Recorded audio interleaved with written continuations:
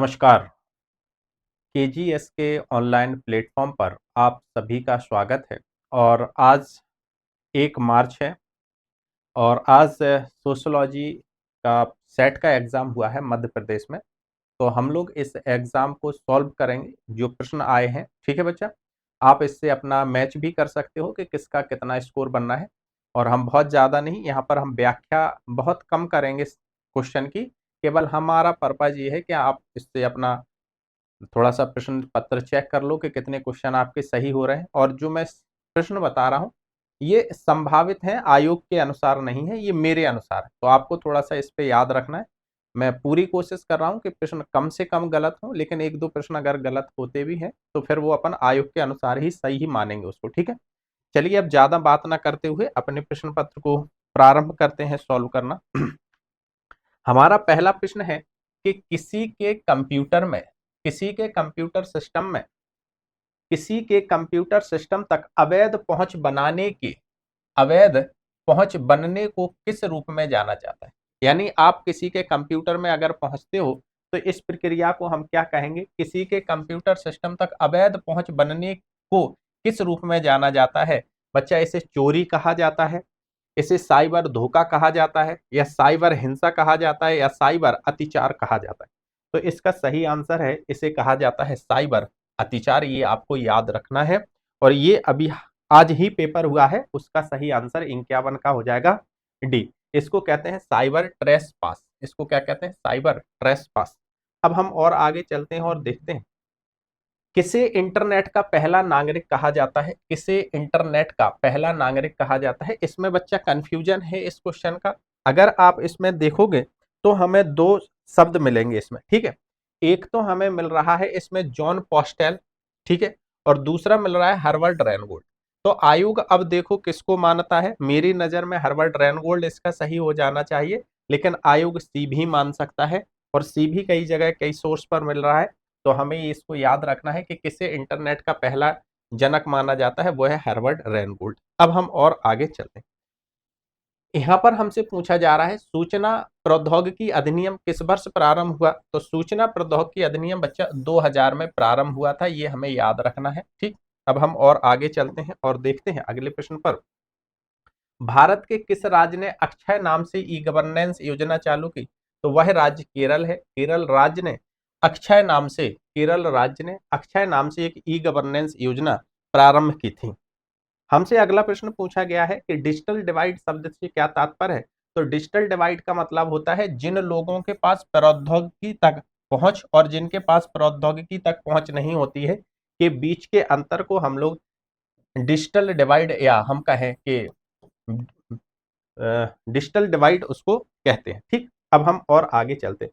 मतलब digital divide का मतलब है कि कुछ लोगों तक सूचना संचार के साधनों तक पहुंच होती है, जबकि कुछ के पास सूचना संचार के साधनों तक पहुंच नहीं होती है। अब हम और आगे चलते हैं और देखते हैं अगले प्रश्न को। हमारा अगला प्रश्न है कि समय स्थान संपीड़न की अवधारणा किसने दी थी? और अगर आपको याद हो तो मैंने परसों वाईटी की क्लास में ये शब्द आपको करवाया था। तो टाइम स्पेस, हम कहें कि समय स्पेस संपीड़न की अवधारणा से डेविड हार्वे जुड़े हुए हैं। कौन जुड़े हैं? डेविड हार्वे जुड़े हुए हैं। अब हम और आगे चलते हैं और देखते हैं राष्ट्रीय ई गवर्नेंस योजना किस वर्ष प्रारंभ की गई थी? तो इसका सही आंसर हो जाएगा कि राष्ट्रीय ई गवर्नेंस योजना 2006 में प्रारंभ की गई थी। अब हम और आगे चलते हैं अगले प्रश्न पर। आरपा नेट में पी का मतलब क्या है? आरपा नेट में पी का मतलब बच्चा प्रोजेक्ट से है। आरपा नेट में पी का मतलब प्रोजेक्ट से है। आरपा नेट में पी का मतलब प्रोजेक्ट से है। डाटा को चुराने व दुरुपयोग करने के बजाय उसे नुकसान पहुंचाना या नष्ट करना किसका उदाहरण है? डाटा को चुराना या दुरुपयोग करने के बजाय उसे नुकसान पहुंचाना किसका उदाहरण है? तो इसको कहा जाता है साइबर बर्बरता।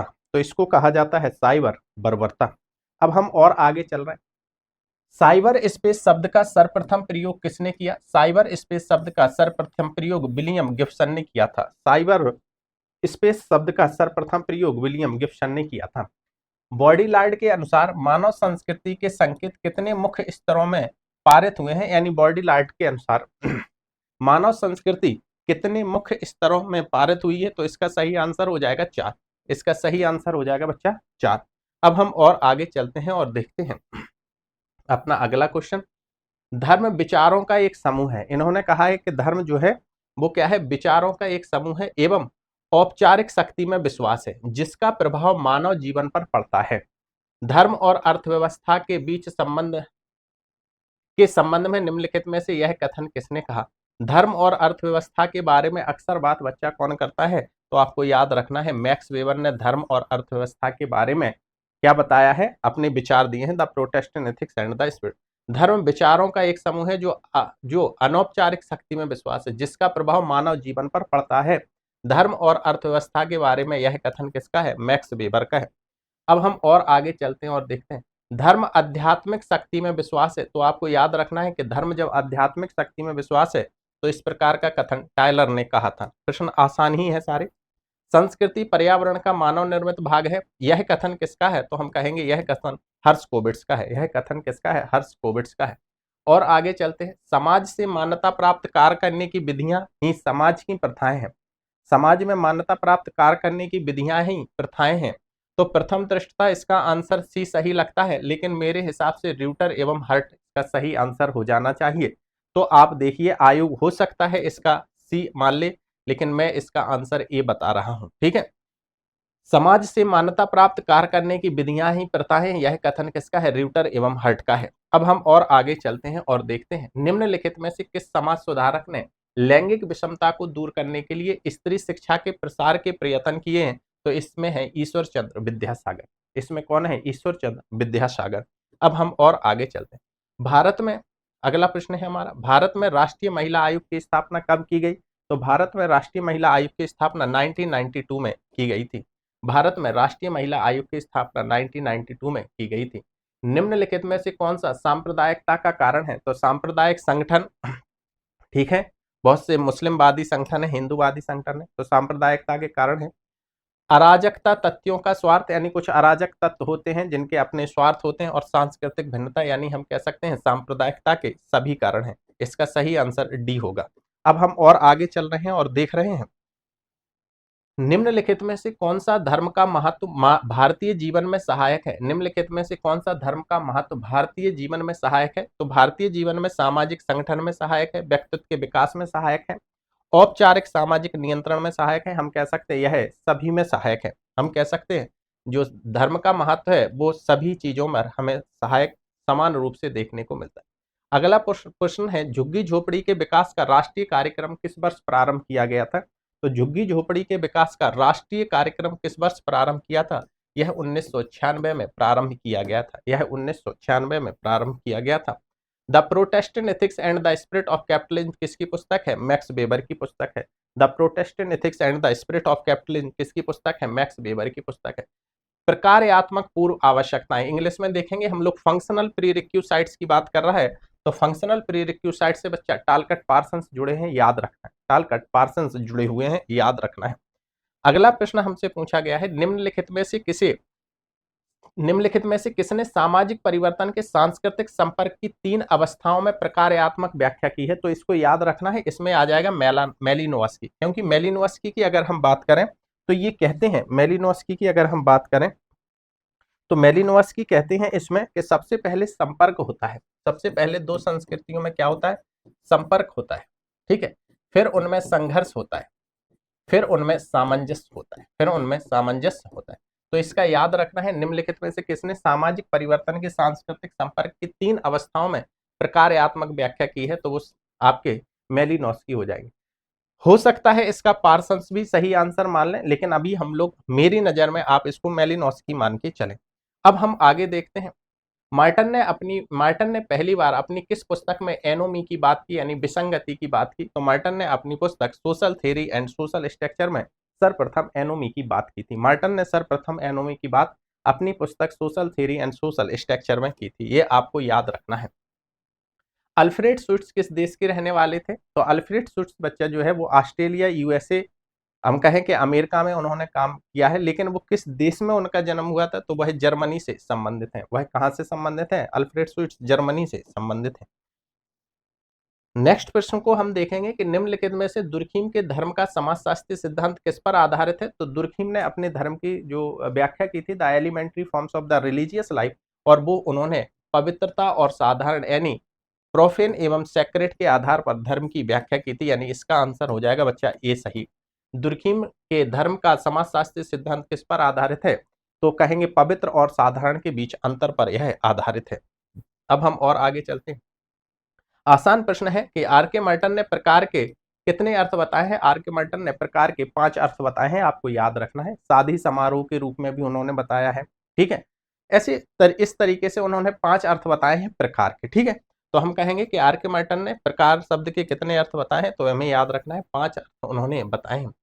किसे सर्वप्रथम प्रकारवाद का जनक माना जाता है भैया, हर्बर्ट स्पेंसर को प्रकारवाद का सर्वप्रथम जनक माना जाता है। और आगे चलते हैं और हम देखते हैं किस विद्वान के अनुसार उत्तर संरचनावाद ज्ञान की शक्ति से संबंधित है। तो ज्ञान की शक्ति से बच्चा मिशेल फूको संबंधित है, ज्ञान की शक्ति से मिशेल फूको संबंधित है। हम अभी व्याख्या नहीं कर रहे हैं प्रश्नों की, हम 1-2 दिन में इसको बहुत अच्छे से एनालाइज करेंगे, इसको टाइप करवा लेंगे, फिर हम इसको बिल्कुल एक एक बिंदु पर बहुत अच्छे से हम लोग इस पर व्याख्या करेंगे। अभी तो केवल आप प्रश्न अपने मिला लीजिए कि किसका आंसर क्या सही होगा। कौन सी विचारधारा उत्तर आधुनिक समाज की समस्याओं पर विचार करती है, तो वह है उत्तर आधुनिकवाद। कौन सी विचारधारा उत्तर आधुनिक समाज की समस्याओं पर विचार करती है, तो उसे हम लोग कहते हैं पोस्ट मॉडर्निज्म। अब हम और आगे चलते हैं और देखते हैं। हमसे यहाँ पर पूछा जा रहा है मीमांसा क्या है, व्हाट इज मीमांसा। तो मीमांसा का मतलब होता है किसका अध्ययन करना, ज्ञान का अध्ययन करना। मीमांसा का मतलब है ज्ञान का अध्ययन करना, स्टडी टू नॉलेज। अब हम और आगे चलते हैं और देखते हैं। कहते हैं डैश वह शब्दावली जिसका उपयोग प्रत्यक्षवादी मीमांसा का वर्णन करने के लिए वैकल्पिक रूप से किया जाता है, जो सामाजिक विज्ञान पर हावी होता है। इसमें शोधार्थी क्रिया। देखो भैया, जब हम बात करेंगे कि प्रत्यक्षवाद के विकल्प के रूप में, तो इंटरप्रिटेटिव, और इंटरप्रिटेटिव का मतलब है व्याख्यात्मक या वस्तुहीन, यानी प्रत्यक्षवादी मीमांसा का वर्णन करने के लिए वैकल्पिक रूप से हम किसकी व्याख्या करते हैं, अपने वस्तुहीन या इंटरप्रिटेटिव सोशियोलॉजी मैक्स वेबर की। हमसे हमसे यहाँ पर पूछा जा रहा है कि निगमन और आगमन तर्क यानी इंडक्टिव और डिडक्टिव तर्क एक साथ क्या कहलाते हैं। ये जब एक साथ आते हैं तो इन्हें हम कहें कि अबडक्टिव कहते हैं, इन्हें क्या कहते हैं, अबडक्टिव भी कहते हैं, ठीक है। इसको याद रखना है, ये महत्वपूर्ण क्वेश्चन है।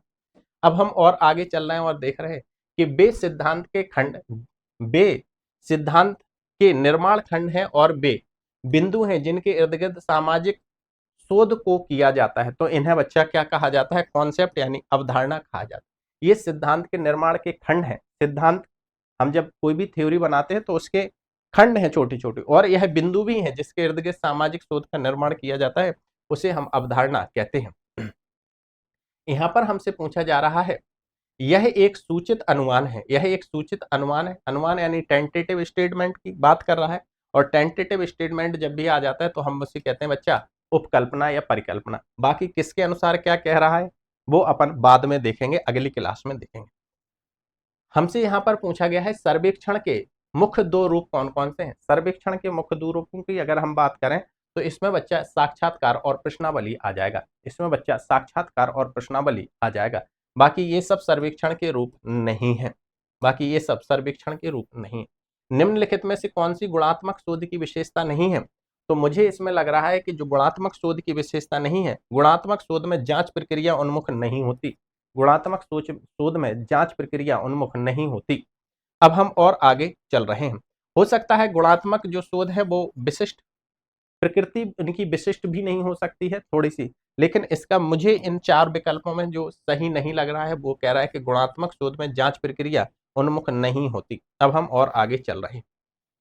निम्नलिखित में से कौन सा चर का एक प्रकार नहीं है। तो हम कह सकते हैं पूर्ण संख्या है, चर का एक प्रकार नहीं है। नाम मात्र, क्रमिक और अंतराल यानी नॉमिनल, ऑर्डिनल और इंटरवल, यह क्या है, चर के प्रकार हो सकते हैं, लेकिन पूर्ण संख्या चर का प्रकार नहीं। अब हम और आगे चलते। इनोवा का पूरा नाम क्या है। तो इनोवा का पूरा नाम होता है एनालिसिस ऑफ वेरिएंट कहा जाता है, इसे एनालिसिस ऑफ वेरिएंट कहा जाता है। अब हम और आगे चल रहे हैं और देखते हैं शोध की व्यक्तिक अध्ययन विधि यानी केस स्टडी मेथड में निम्नलिखित में से किन तरीकों का प्रयोग किया जाता है? भैया हम इसमें साक्षात्कार, अवलोकन और समूह चर्चा यानी ग्रुप डिस्कशन सब इसमें करते हैं, यानी हम कह सकते हैं उपयुक्त में से सभी, उपयुक्त में से सभी। पियरे बोर्दू द्वारा अपनी सांस्कृतिक पूंजी की अवधारणा निम्नलिखित में से, यानी पियरे बोर्दू की जो कल्चरल कैपिटल है इसमें ज्ञान, कौशल और शिक्षा शामिल होते हैं, इसमें ज्ञान, कौशल और शिक्षा शामिल होते हैं, इसमें ज्ञान, कौशल, शिक्षा और ज्ञान, कौशल, शिक्षा शामिल होते हैं। सुपर ऑर्गेनिक शब्द का प्रयोग किसने किया था? तो हम कह सकते हैं इसको हर्बर्ट स्पेंसर ने इसका प्रयोग किया। सुपर ऑर्गेनिक शब्द का प्रयोग किसने किया? तो हर्बर्ट स्पेंसर ने इसका प्रयोग किया। अब हम और आगे चल रहे हैं और देखते हैं मैक्स वेबर ने सामाजिक पिंजरे की अवधारणा में स्पष्ट किया कि आधुनिक समाजों में व्यक्ति निम्नलिखित में से फंसे होते नौकरशाही नियमों और युक्तिकरण की प्रक्रिया में। वो कहते हैं कि आधुनिक समाज में व्यक्ति बहुत ज्यादा नियमों में फंसा हुआ है। अब हम आगे चलते हैं तो ये मैक्स वेबर का जो लोहे पिंजरे का संबंध है आयरन केज, वो क्या है? नौकरशाही के नियमों और युक्तिकरण की प्रक्रिया की उन्होंने बात की थी। अब हम और आगे चल रहे हैं और देखते हैं मुख्य प्रायस्थिति से कौन जुड़ा हुआ है? मुख्य प्रायस्थिति से संबंधित कौन है? तो एब्रेड ह्यूजेस इससे संबंधित हैं, एब्रेड ह्यूजेस इससे संबंधित हैं। प्रश्न पत्र को अगर हम गौर से देखें तो प्रश्न पत्र हम कह सकते हैं कि आसान लेवल का है, बहुत ज्यादा टफ पेपर नहीं आया है। अब हम और आगे देखते हैं और देखते हैं समाजशास्त्र में नातेदारी की संज्ञाएं किसने दी? तो हम कहेंगे मार्गन ने दी।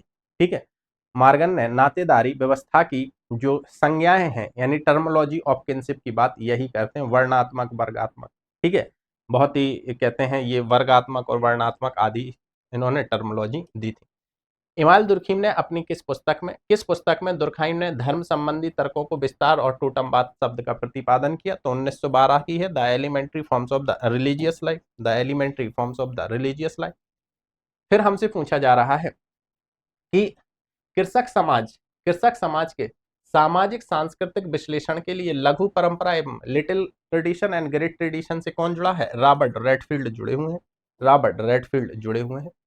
सामाजिक संस्करण के अगला क्वेश्चन है, सामाजिक संस्करण के प्रतिमानों का वर्णन करने के लिए निम्नलिखित में से किसने इजराइल की क्यूटिज्म प्रणाली का प्रयोग किया? तो इससे है ईवा रोसेनफील्ड, ईवा रोसेनफील्ड। यह एक प्रकार का कृषक संयुक्त परिवार है, कृषक संयुक्त परिवार है, संयुक्त परिवार, कृषक संयुक्त परिवार इसको हम लोग कहते हैं। अब हम और आगे चलते हैं और देखते हैं कि टॉनीज ने बृहद समुदाय और लघु समुदाय के किन पदों का प्रयोग किया है? इन्होंने जेमिन शाफ्ट एवं जेसिल शाफ्ट का प्रयोग किया है, इन्होंने जेमिन शाफ्ट एवं जेसिल शाफ्ट का प्रयोग किया है। मैक्स वेबर के सामाजिक संस्करण के सिद्धांत में कौन से 3 घटक शामिल हैं? तो मैक्स वेबर ने अपने सामाजिक संस्करण के सिद्धांत में बच्चा पार्टी, परिस्थिति और वर्ग की बात की है, यानी क्लास, स्टेटस एंड पावर। पर यहाँ पर अपन लोग पार्टी यानी दल को शामिल करते हैं, तो अपन कहेंगे वर्ग, परिस्थिति और पार्टी की वो बात करते हैं। अब हम और आगे चलते हैं। घोटुल जो ट्रेडिशन है वो गौंड जनजाति में पाया जाता है, घोटुल जो है वो बच्चा गौंड जनजाति में पाया जाता है। अब हम और आगे देखते हैं। इतना मैं कह सकता हूं कि अभी मैंने जितने भी पिछले साल के पेपर वाईटी पर करवाए थे, अगर कोई उनको अच्छे से पढ़कर गया हुआ है तो इन प्रश्नों को बहुत आराम से वो कर सकता था, बहुत टफ पेपर नहीं है। किसने परिभाषित किया कि जब एक वर्ग पूर्णतः वंशानुगत आधारित, अभी मैंने डेफिनेशन वाली क्लास करवाई थी तो उसमें ये मैंने पढ़ाया था कि जब एक वर्ग पूर्णतः वंशानुगत व्यवस्था पर आधारित होता है तो हम उसे जाति कहते हैं, और इस प्रकार की बात बच्चा C.H. कूले कहते हैं, इस प्रकार की बात C.H. कूले कहते हैं। मध्य प्रदेश की जैविक कृषि नीति किस वर्ष प्रारंभ की गई? तो मध्य प्रदेश की जैविक नीति जहां तक है वो 2010 में प्रारंभ की गई थी। मध्य प्रदेश की जो जैविक नीति है वो 2010 में प्रारंभ की गई थी। इसको एक बार मैं वेरीफाइड कर लेता हूं। ठीक है, बिल्कुल नहीं, इसकी 2011 में ये लागू की गई थी। ठीक है, ये कब की गई? 2011 में लागू की गई। ठीक, तो हम कह सकते हैं कि जो मध्य प्रदेश की जैविक नीति है वो 2011 में लागू की गई। भारतीय कृषि और खाद्य प्रसंस्करण पदार्थ उत्पादकों के निर्माण में वित्तीय वर्ष 2022-2023 में विगत 2021-22 की तुलना में कितने प्रतिशत की वृद्धि हुई है? तो बच्चा 22% की वृद्धि हुई है। कितने प्रतिशत की? 22% की वृद्धि हुई है, वृद्धि दर्ज की गई है। अब हम और आगे चलते हैं और देखते हैं भारतीय किसान यूनियन के संस्थापक कौन है? तो भारतीय किसान यूनियन के जो संस्थापक की अगर हम बात करें तो इसमें आ जाएंगे आपके महेंद्र सिंह टिकैत। कौन आ जाएंगे? महेंद्र सिंह टिकैत। कौन आ जाएंगे? महेंद्र सिंह टिकैत। अब हम और आगे चलते हैं। ममफोर्ड के अनुसार नगरों के वर्गीकरण की 6 अवस्थाएं बताई गई थी। हालांकि प्रश्न कुछ और कह रहा है। ममफोर्ड के अनुसार नगरों के वर्गीकरण का कौन सा स्तर नगर की नकारात्मक स्थिति को प्रदर्शित करता है, तो उसे कहते हैं नेक्रोपोलिस। नियोपोलिस, पोलिस और मेट्रोपोलिस ये प्रारंभिक की 3 अवस्थाएं और बाद की नेक्रोपोलिस, मेट्रोपोलिस और ये आदि इन्होंने बताई थी, ये नकारात्मक। तो इसका सही आंसर हो जाएगा नेक्रोपोलिस। गंदी बस्ती को चेन्नई में किस नाम से जाना जाता है? बच्चा इसे चेरी कहा जाता है, आपके रजिस्टर पर बिल्कुल साफ साफ लिखा है। गंदी बस्ती को चेन्नई में किस नाम से जाना जाता है? उसे चेन्नई कहा जाता है। यहाँ पर हमसे पूछा गया है सजातीय परिच्छेद, यानी हम कह सकते हैं एथनिक इनक्लेव्स। एथनिक इनक्लेव्स क्या है? यानी जिसका उद्गम समान हो, संस्कृति समान हो और सजातीय समान हो, यानी हम कह सकते हैं वह क्या कहलाते हैं? एथनिक इनक्लेव्स कहलाते हैं। वह क्या? एथनिक इनक्लेव्स कहलाते हैं। एथनिक इनक्लेव्स का मतलब है पीपल सेम ओरिजिन हो, सेम कल्चर हो, सेम आइडेंटिटी हो या एथनिसिटी हो, उन्हें हम लोग क्या कहते हैं? उन्हें हम एथनिक इनक्लेव्स कहते हैं। यानी उपयुक्त में से सभी इसके सही आंसर होंगे। और आगे चलते हैं और देखते हैं कि कौन सा गेटेड कम्युनिटी का लक्षण नहीं है। तो गेटेड कम्युनिटी जो होती है बच्चा, यानी हम कह सकते हैं कि 4 दीवारी बंद कॉलोनी। 4 दीवारी बंद जो कॉलोनी होती है, यह प्रतिबंधित क्षेत्र होते हैं, बिल्कुल रिस्ट्रिक्टेड एरियाज होते हैं। इसमें रोजगार नहीं दिया जाता है, बंद आवासीय परिषद और द्वारपाल होते हैं। बिल्कुल सही है, यानी इसका बी आंसर हो जाएगा, क्योंकि हमसे पूछा गया है लक्षण नहीं है, तो रोजगार देना इस कॉलोनी का या इस अवधारणा का लक्षण नहीं है। ठीक है। ईज ऑफ डूइंग बिजनेस 2020 के अनुसार कौन सा शहर सारणी सबसे ऊपर है? तो इसमें कहेंगे हम बेंगलुरु सबसे ऊपर है। इसमें कहेंगे हम बेंगलुरु सबसे ऊपर है। हमसे कह रहा है कि किस दशक में मुंबई प्रेसिडेंसी, नागपुर एवं मद्रास प्रेसिडेंसी के सामाजिक एवं राजनीतिक जीवन में दलित आंदोलन एक चेतनशील संगठित शक्ति के रूप में उत्पन्न हुआ? वो आपका 1920, 1930 या 1910, यह कब प्रारंभ हुआ था? तो हम कह सकते हैं यह बच्चा 1920 में प्रारंभ हुआ था। यह बच्चा 1920 में प्रारंभ हुआ था। अब हम और आगे चलते हैं और देखते हैं कि कौन सी विशेषता भारतीय राज्य की नहीं है। कौन सी विशेषता भारतीय राज्य की नहीं है? तो भारतीय राज्य क्या है? सहभागी संसदीय लोकतंत्र बिल्कुल है, कल्याणकारी राज्य है, निर्भर राष्ट्रीय लोकतंत्र इसका भाग नहीं है। तो हम कह सकते हैं इसका सही आंसर क्या हो जाएगा? सी भारतीय राज्य की विशेषता नहीं है। समाजवाद, पंथरेस्म और लोकतांत्रिक राज्य तो हम लोग हैं। अब हम और आगे चलते हैं, देखते हैं।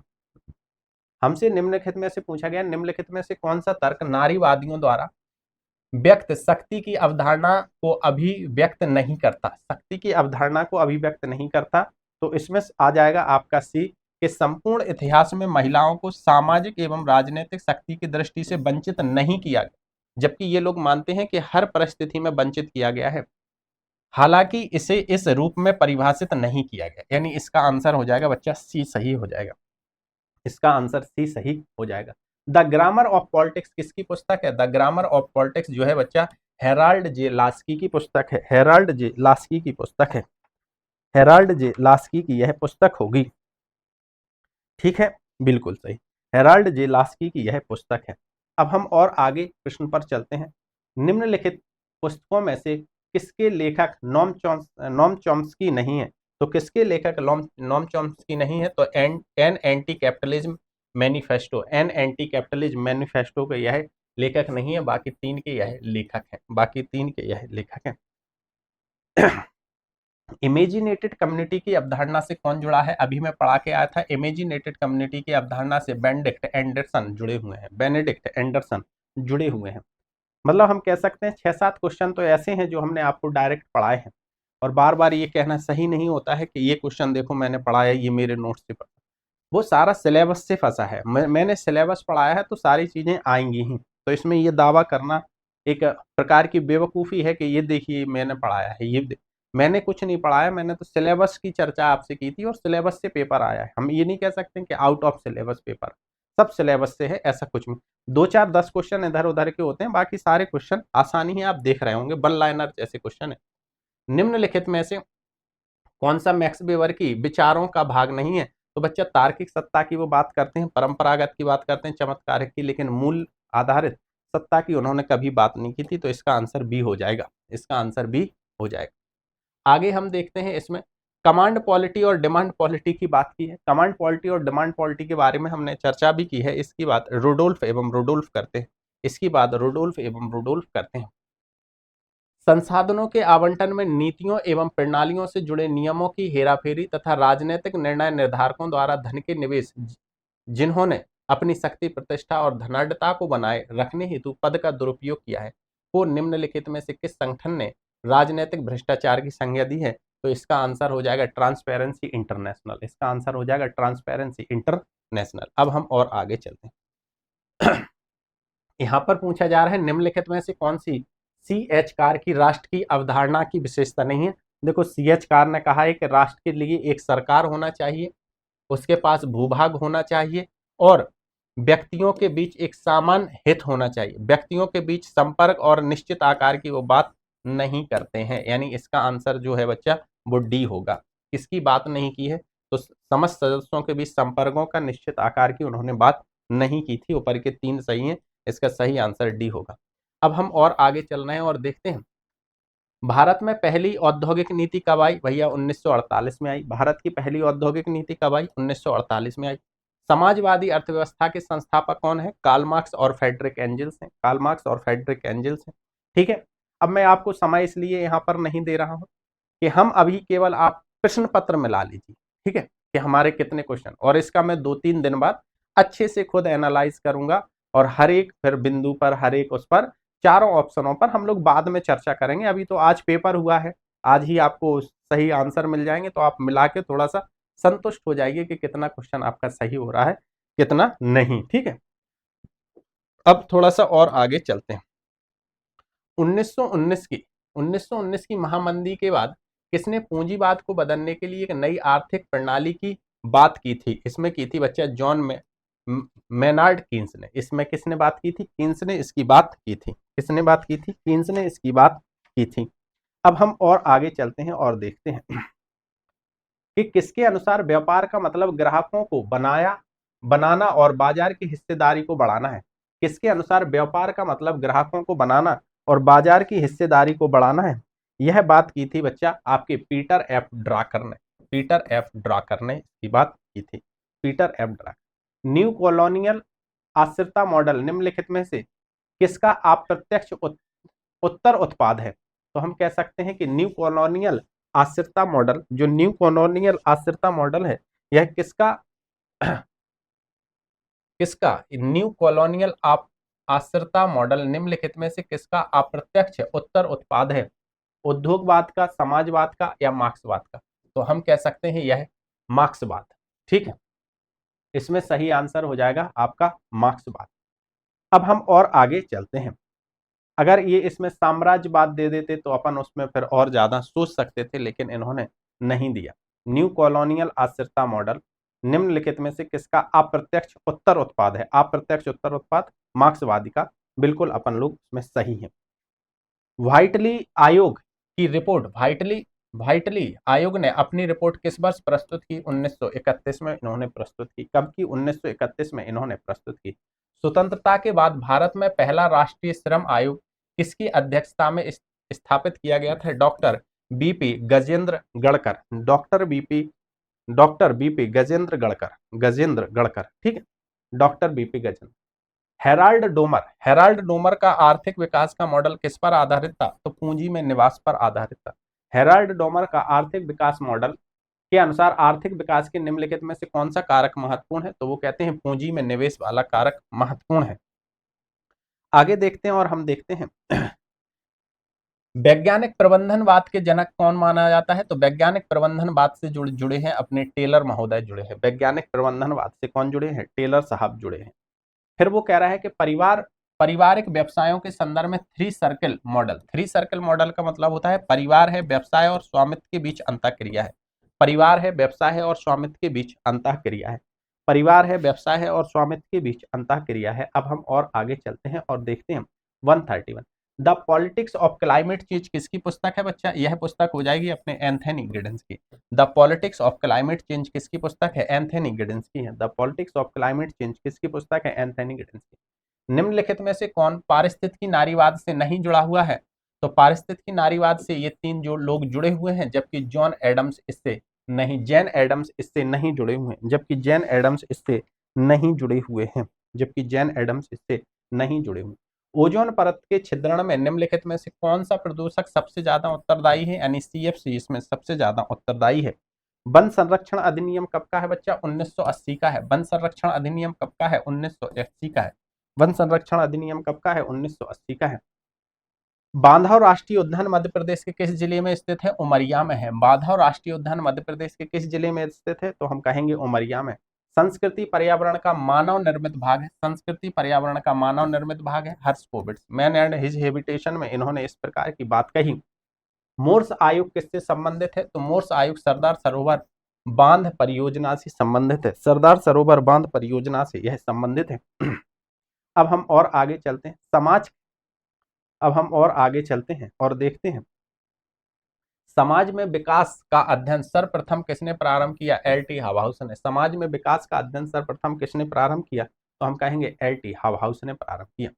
इन सूचियों का मिलान करो, इसको थोड़ा सा छोटा करना पड़ेगा क्योंकि ये सारी दिखेंगी नहीं। अब हम थोड़ा सा आपको देखने में प्रॉब्लम हो सकती है, लेकिन मैं यहाँ से मिलवा दे रहा हूँ। वंदना सेवा की अगर हम बात करें तो ए का दूसरा हो जाएगा। वंदना सेवा की अगर हम बात करें तो ए का दूसरा। वंदना सेवा जो कहती है staying alive women, staying alive women, ecology and survival in India, यानी डी का पहला। और बी का हो जाएगा आपका तीसरा, यानी बीना अग्रवाल जो है जेंडर एंड ग्रीन गवर्नेंस की इन्होंने बात की। सी का हो जाएगा आपका चौथा, यानी रामचंद्र गुहा जो है वो सोशल इकोलॉजी की बात करते हैं। अमिताभ आविष्कार जो है वो in the valley of river की बात करती हैं, यानी इसका सही आंसर डी हो जाएगा। इसका सही आंसर आपका डी हो जाएगा। और ये रिपीटेड क्वेश्चन है, पिछली बार सेट में पूछा गया था। अब हम और आगे चलते हैं और देखते हैं, अब हम और आगे चलते हैं और देखते हैं। अगला प्रश्न है हमारे पास कि निम्नलिखित सम्मेलनों को उनके कालक्रम के अनुसार लगाइए। निम्नलिखित सम्मेलनों को उनके कालक्रम के अनुसार लगाइए। प्रथम विश्व जलवायु सम्मेलन, प्रथम जो हम कहें कि प्रथम विश्व जलवायु सम्मेलन जो है वो 1979 में हुआ था, 1979 में हुआ था। ग्लोबल वार्मिंग का जो है वो 1997 में हुआ था, 1997 में हुआ।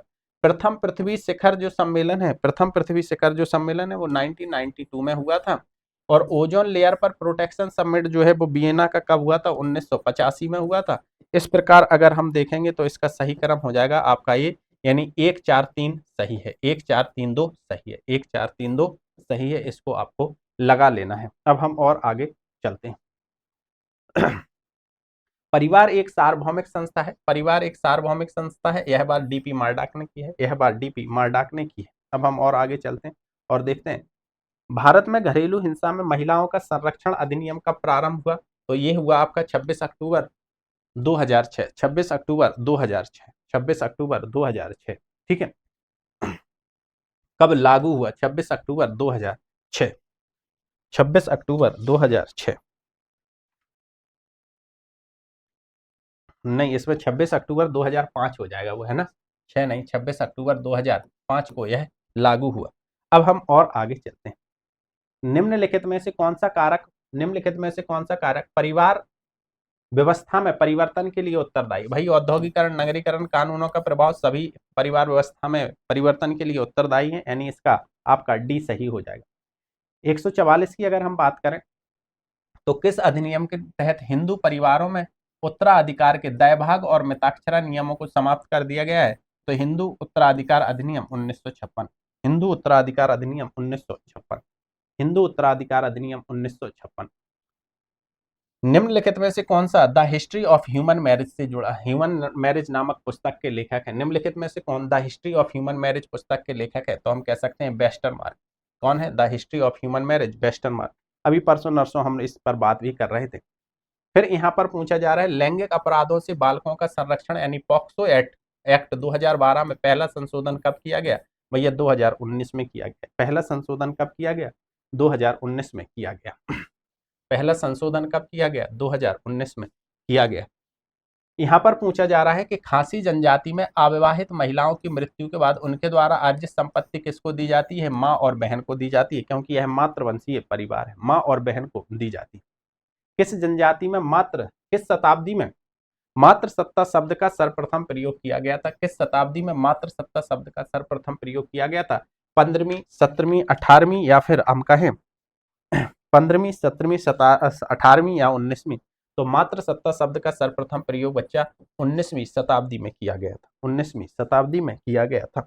अब हम और आगे चलते हैं और देखते हैं निम्नलिखित विद्वानों में से नातेदारी विवाह नामक पुस्तक के लेखक कौन है। तो हम कहेंगे नातेदारी विवाह जो पुस्तक है इसके लेखक जो है वो रॉबिन फॉक्स है, वो रॉबिन फॉक्स है। 150 नंबर का प्रश्न है जो हमसे पूछ रहा है कि किस विद्वान ने संरचनात्मक प्रकारवादी उपागम को वास्तविक समाजशास्त्रीय उपागम माना है। किस विद्वान ने संरचनात्मक प्रकारवादी उपागम को वास्तविक समाजशास्त्रीय उपागम माना है। तो हम कह सकते हैं किंग्सले एवं डेविस।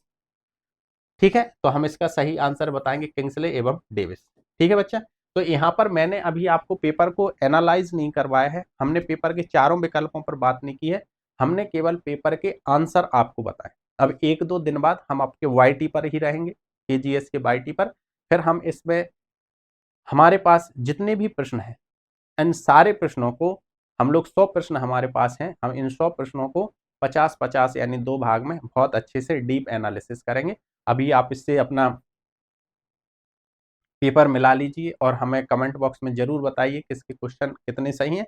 अगर बच्चा आप इस पेपर में जनरल कैटेगरी से हो और 65+ क्वेश्चन सही करके आ रहे हो तो आपकी स्थिति बहुत अच्छी। अगर आप 70 से ऊपर हो तो आप बिल्कुल निश्चिंत रहें, आपका सिलेक्शन 100% होगा। लेकिन अगर आप ओबीसी के हो और ईडब्ल्यूएस हो, जनरल हो, आदि हो तो 65+ ही आप थोड़ा सा अपने आप को सही कैटेगरी में रख सकते हो, यानी 65+ आपके प्रश्न सही होना चाहिए। और अगर 70 से ऊपर है, लगभग 70 है, तो आप बिल्कुल निश्चिंत रहें, 100% रिजल्ट होगा। पेपर बहुत ज़्यादा हार्ड नहीं था, इजी टू मॉडरेट पेपर था, मॉडरेट भी ठीक कह सकते हैं हम, लेकिन इजी ही पेपर है। लेकिन फिर भी आप अगर 70 के लगभग हो, 65 से ऊपर हो, 65 से 70 के बीच आपकी स्थिति है तो आपकी स्थिति संतोषजनक है। ठीक है बच्चा, अब इसके हम डीप एनालिसिस के साथ अगली क्लास में मिलेंगे। नमस्कार।